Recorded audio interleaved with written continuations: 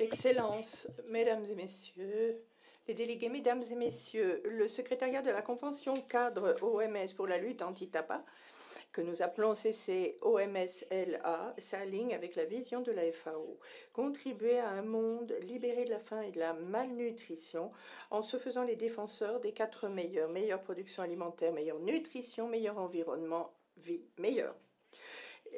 La lutte anti-tabac peut aider à la réalisation de ce programme.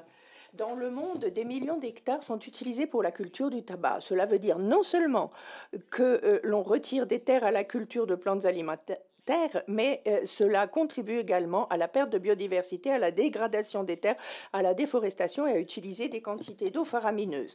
On estime qu'il serait possible de nourrir entre 10 et 20 millions de personnes sous-alimentées si on faisait pousser des cultures alimentaires sur ces surfaces consacrées au tabac. Cette culture exige beaucoup de main-d'œuvre et bloque les agriculteurs dans le cercle vicieux de la pauvreté, mais pas seulement. On fait travailler des enfants dans les champs de tabac.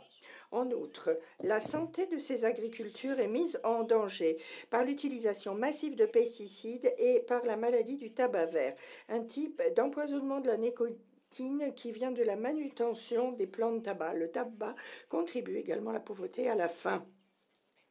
Les populations dépensent de l'argent pour le tabac et paient de leur poche des soins, des produits médicaux pour se soigner. Et c'est de l'argent qui ne va pas à l'alimentation et à la nutrition.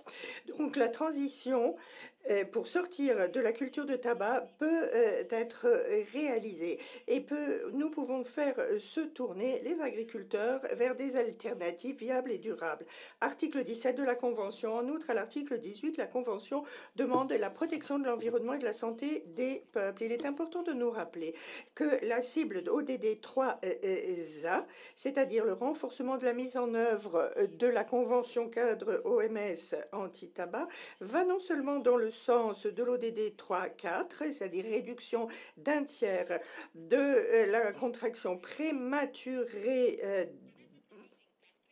de maladies non transmissibles, mais peut signifier aussi une transition et tourner le dos à ce produit mortel, avec, par exemple, le détournement et l'investissement d'argent public dans des cultures. Notre industrie ne cessera. L'industrie du tabac ne cessera jamais de protéger ses bénéfices et ses profits.